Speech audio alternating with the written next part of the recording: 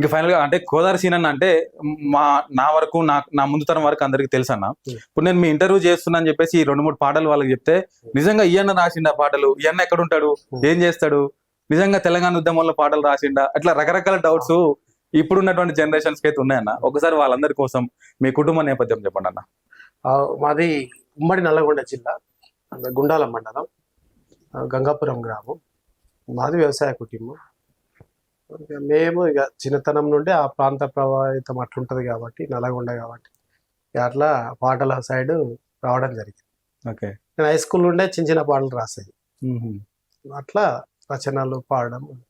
అంటే నల్గొండ జిల్లా అంటే నాకు ఒకటి అర్థం కాదన్నా, ప్రతి ఒక్కరు కూడా నల్గొండ జిల్లా అయినా లేకపోతే ఇప్పుడు కరీంనగర్ అటు సైడ్ పోయినా కూడా చిన్నతనం నుంచే పాటలు రాయడం కానీ సాహిత్యాలు రాయడం కానీ చేస్తూ ఉంటారు.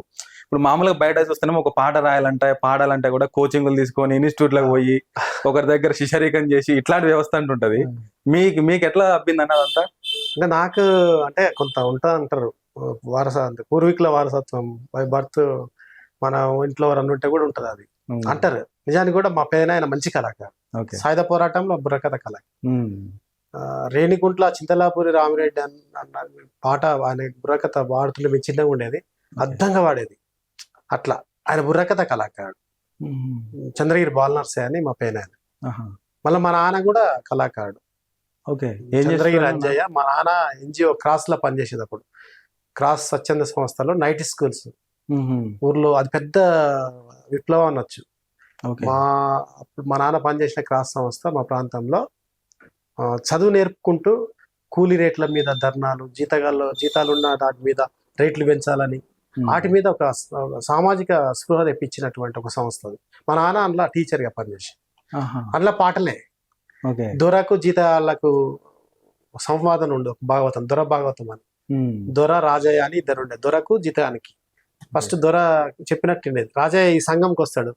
ఈ సంఘం అనేది అప్పుడు క్రాస్ సంస్థ సంఘంకి వచ్చి జాయిన్ అయి నైట్ స్కూల్లో దొరను ఎదిరిస్తాడు.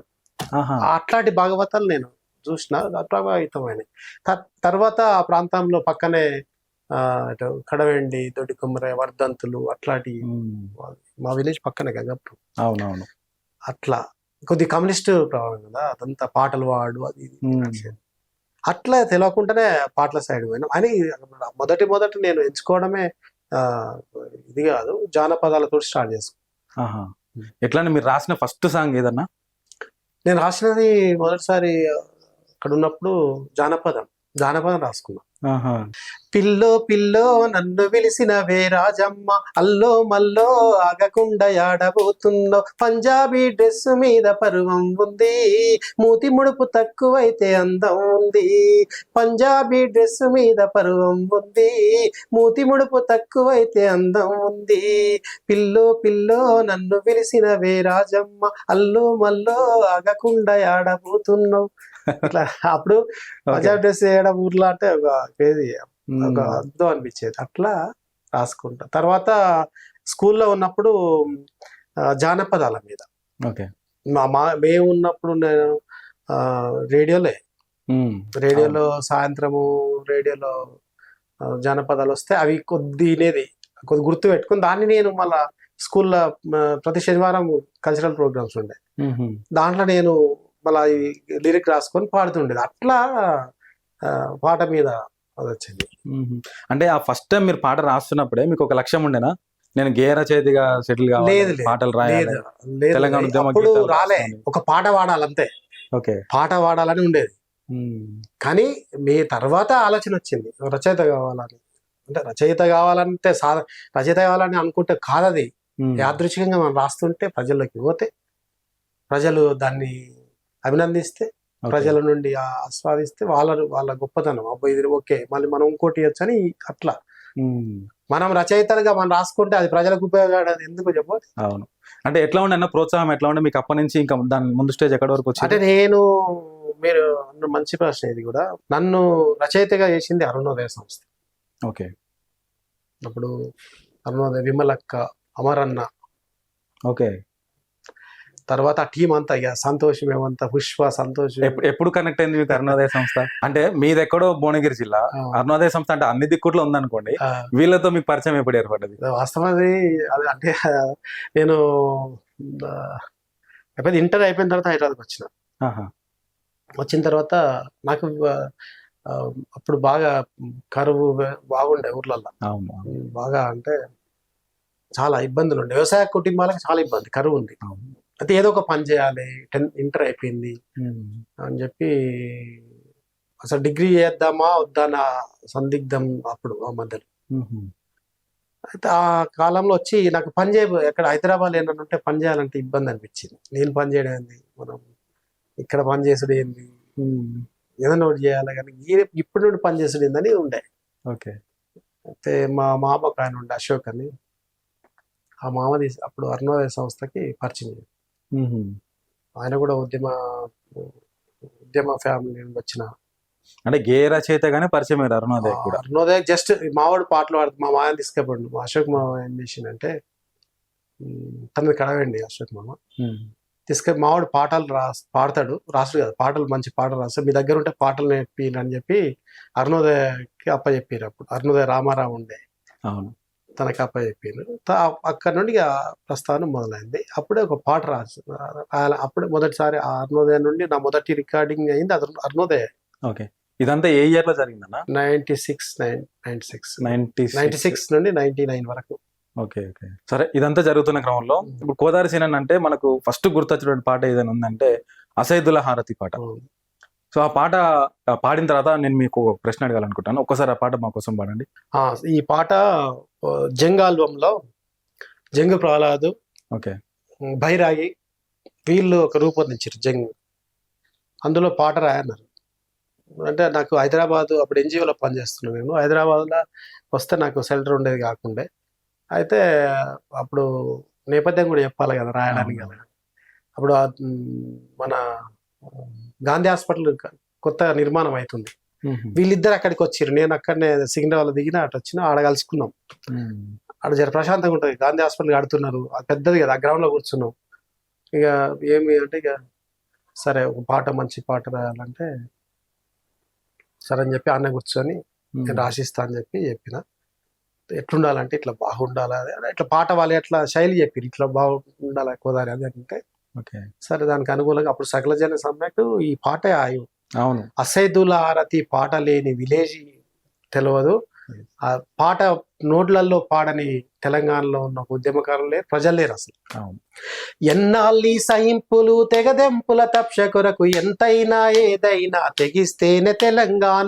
ఆంధ్ర వలసవాదులార ఎల్లకుంటే పాదరే, పల్లె పల్లె జరుగుతుంది తెలంగాణ జాతరే.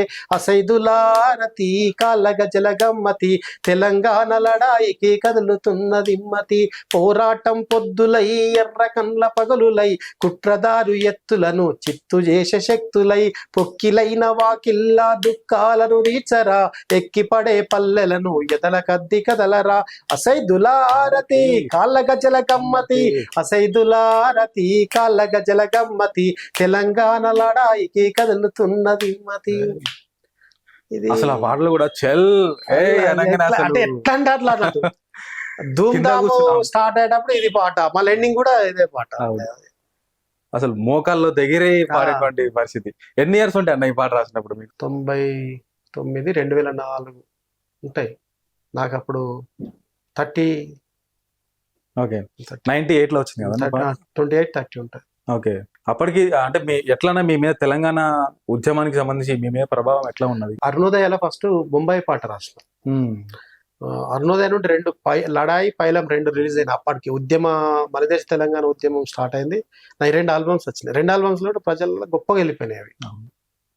అట్లా ఇక తెలంగాణ ఉద్యమంలో అందరూ గోదావరి సీన్ పాట అంటే గోదావరి సీన్ పాట లేదు, ధూమ్ధాం లేదు. నేను ఇలా చెప్తున్నా, మీ ద్వారా చెప్తున్నా, తెలంగాణ ఉద్యమంలో ధూమ్ధాంలో పైలం సంతోష్ పుష్ప వాడినటువంటి పాట ఉండు పైలంగుండు అమ్మవాయమ్మ, దుఃఖాలను గోసలను దోషులతో వలబోసిన పాట.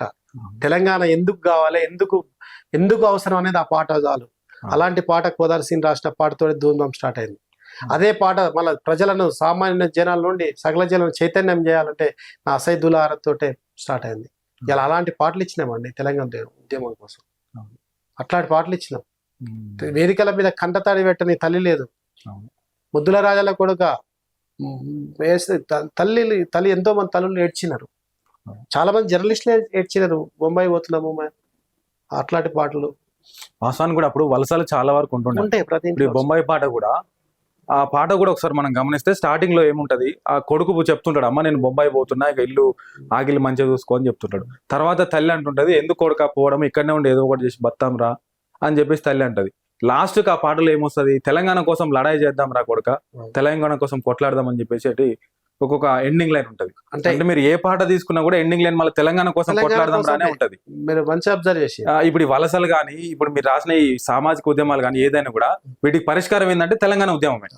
ఎట్లా మీకు ఎట్లా అనిపిస్తుండే? తల్లి వలస వద్దు, నువ్వు ఆధార్యపడకు, మనం కలిసి బద్దాం కొడుక ఎందుకు పోతావు అంటే ఈడుంటే ఏముంటది అంటే సంవాదన ఇద్దరి మధ్యలో.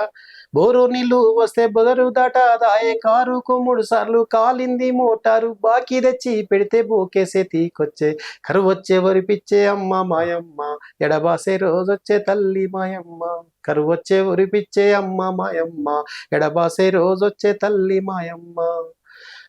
మెడలున్న నా నమ్మి సౌడో గీడో వంటి కన్న కష్ట పాడి కారెంటు తెప్పిసి, పాటిగడ్డియ మీద పైలంగా బోరేస్తి, నన్నిసి పోవద్దు కొడుక మల్లయ్య, ఊరిడిసి పోవద్దు బిడ్డ మల్లయ్య, సీతగా నీ దాన్ని కొడుక మల్లయ్య, ముసలి పనం నాది బిడ్డ మల్లయ్య, అవ్వుంటే బువ్వేది ఊరుంటే పేరేది, పని చూసుకున్నా తోవారుసుకున్నా, జొన్న రొట్టెల సద్ది మూట గట్టుకున్నా, బతుకు తెరువు కాని అమ్మ మాయమ్మ, బొంబాయి పోతున్న తల్లి మాయమ్మ, బతుకు తెరువు కాని అమ్మ మాయమ్మ, బొంబాయి పోతున్న తల్లి మాయమ్మ, సీతగా నీ దాన్ని కొడుక మల్లయ్య, ముసలి పానం నాది బిడ్డ మల్లయ్య, కడుపాలో పడి సుఖము కాశీలో దొరకాదు, ఈ ఏడు కరువైతే వచ్చేడు చూద్దాము, నన్నిడిసి పోవద్దు కొడుక మల్లయ్య, ఊరిడిసి పోవద్దు బిడ్డ మల్లయ్య.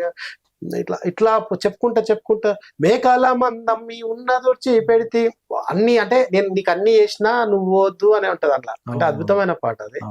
అంటే కొడుకు ఏమంటాడంటే, సెరివెనక పొలముల సేరు ఇత్తులు రాక బీడులచ్చు గట్టి, పచ్చజొన్న ఆలేస్తే పొట్టకొచ్చిన సేను పిట్టగొట్టి పాయే.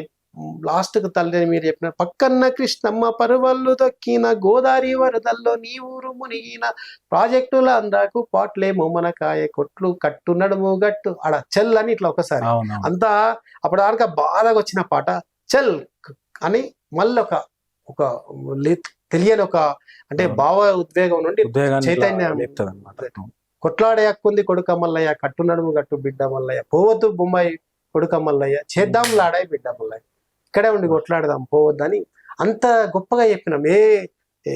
ఏ నాయకుడు చెప్పిండు అండి ప్రజలకు కొట్లాడమని? ఎవరు చెప్పిండు? రచయితలు చెప్పిందే. అంత దుఃఖంలో ఉన్న, కరువులో ఉన్న, అల్లాడుతున్న ప్రజలకు తెలంగాణ కోసం కొట్లాడని ఒక రచయితలే చెప్పినారు, కళాకారులే చెప్పినారు. ఏ రాజకీయ నాయకుడు చెప్పలే. రచయితలు కళాకారులు పాడిన పాటలను చూసి వాళ్ళు మాట్లాడారు తప్ప ఎవడు చెప్పలేదు. ఇలా మేము పెద్దగా చెప్తున్నారు, మేము తెచ్చినాం తెలంగాణ, మేము ఊరగబెట్టినామని. ఎవరుగా పెట్టిన ప్రతి అంశంలో ప్రతి అడుగు రచయితలు కళాకారులదే. కళాకారులు అయితే తెలంగాణ లేదు. ఒక 5 నిమిషాల పాట ఒక 50 ఏళ్ళ మొత్తం దాన్ని అంతా కూడా గుర్తు చేసేటువంటి ఇది ఉంటుంది అన్న. అసలు ఇప్పుడు ఆ పాట రిలీజ్ కాగానే మీకు వచ్చిన బెస్ట్ కాంప్లిమెంట్ ఏందన్నా, ఇది బాగా నాకు గుర్తుండిపోయిందిగా, ఈ పాట రాసినందుకు ఇది నాకు చాలా అనిపించింది ఏమన్నా? అది ఈ పాట అరుణోదయ నుండి రిలీజ్ అయింది. దానికి నిజంగా thanks Amaranna, Vimalakka, special thanks చెప్పాలి వాళ్ళకి. నాకు ఇలా లాస్ట్ లైన్స్ ఉన్నాయి కదా, పక్కన్న కృష్ణమ్మ పరవాళ్ళు దక్కినది, అమరన్న అప్పటికే ఆ లైన్లు ఇట్లుంటే బాగుంటుంది అని చెప్పి. తర్వాత ఈ పాట వచ్చిన తర్వాత బాగా అంటే ప్రదర్శనలు బాగా జరిగినాయి. అరుణోదయ నుండి జరిగినాయి ఈ ప్రదర్శనలు. అప్పుడు అరుణోదయలే కదా పుష్ప, మన సంతోష్ అన్న. తర్వాత ఏమంటే అంటే నాకు ఒక అంటే బాధ్యత పెరిగింది ఈ పాట రాసినాక. అంటే మొదటి పాట ఇట్లా అంటే సామాజిక నేపథ్యంతో రాసిన పాట కదా, అని కోదారి ఇట్లా రాస్తారా కోదారి అని. ఈ పాట ఇట్లా ఉంటే ఇది అవుడుతోనే ముద్దుల రాజుల కొడుకు అనేటువంటి పాట ఒకటి వచ్చిందన్న. అసలు ఉత్తరం మీద పాట రాసేది చెప్పేసి ఎవరికి అర్థం కాలేదు ఒక్కసారికి. సరే ఉత్తరం వేస్తున్నావు కొడుక అని చెప్పేసి ఆ లైట్స్ కానీ దాంట్లో కూడా వింటే కొంచెం ఏడిపోచేటువంటి పరిస్థితి. ఆ పాట ఒక్కసారి దాని నేపథ్యం చెప్పి పాడండి. అయితే మా నాయన టీచర్, క్లాస్ టీచర్ అని చెప్పి, అయితే ఊర్లో కాగితాలు రాయించడానికి, ఉత్తరాలు రాయించడానికి మా నాన్న దగ్గరకు వచ్చేది నేను చిన్నగా ఉన్నప్పుడు. వస్తే ఉత్తరము అయితే మా నాన్న ఏం చేశాడు, సీత అందులో రెండు ఉంటాయి. కుమారునికి రాసినప్పుడు చిన్నోళ్ళకి రాసినప్పుడు ఒక రకంగా ఉంటది, ఆ, ఉత్తరము ఆ, మొదలు చేయడం. పెద్దలకు రాసినప్పుడు ఒక రకంగా ఉంటది. ఇప్పుడు నా పిల్లలు, ఇప్పుడు నేను అనుకో, మా నాన్నకి రాయాలనుకో, మా అమ్మకి పూజలైన తల్లిదండ్రులకు నమస్కరించి రాయనది నీ కొడుకు ఏమనగా, అది ఇది ఇంట్రడక్షన్, ఇది మనం రాష్ట్రాన్ని రాయాలి ఇక అట్లా. వాళ్ళు చెప్పారు పాపం వాళ్ళకి. అయితే అదే కొడుకు రాయాలనుకో, తల్లిదండ్రులు చెప్తే మా చిరంజీవి కుమారునికి నీ యొక్క తల్లిదండ్రులు నమస్కరించి రాయన, దీవించి రాయినది. అంటే ఎంత గొప్ప అని అలా రాసుట్ల ఉత్తరంలో ఇంత గొప్పతనం ఉంటది. ఇప్పుడు అనిపిస్తది. చిన్నులకు రాసేటప్పుడు, కొడుకులకు రాసేటప్పుడేమో చిరంజీవి కుమారునికి నీ యొక్క తల్లిదండ్రులు దీవించి రాయినది ఏమనగా మేము నువ్వు క్షేమంగా ఉండాలని భగవంతుడు కోరుకుంటున్నాము. అదే పిల్లలు తల్లిదండ్రులకు, పూజ్యులైన తల్లిదండ్రులకు రాయినది ఏమనగా మీ యొక్క కుమారు రాయుడు ఏమనగా నేను క్షేమంగా ఉన్నా, మీరు కూడా క్షేమంగా ఉన్నా బాగుంది తలుస్తున్నాను. నేను ఇక్కడ ఇట్లా సో కింద అంతా స్టోరీ వస్తుంది. అయితే మా నాయన ఎప్పుడు రాసినా కానీ ఏమమ్మా తెచ్చినావు అంటే ఆ ఉత్తరం తీసుకుని వచ్చేది. బొంబాయికి పోయేవాళ్ళు. పూజ్యులైన కుమారునికి మీ యొక్క అమ్మ దీవించి రాయినది ఏమనగా నేను క్షేమే, నువ్వు కూడా క్షేమంగా ఉన్నావా. ఇక్కడ మొన్న స్టార్ట్ అవుతుంది, మొన్న కరెంటు బియ్యం తెచ్చి పట్టి పెట్టిన బిడ్డ ఎవరన్నా వస్తే పంపిస్తా, అట్లా ఇట్లా కష్టాలు చెప్పుకుంటూ ఆమె ఏడ్చేది. అట్లా చెప్పుకుంటూనే ఏడ్చేది.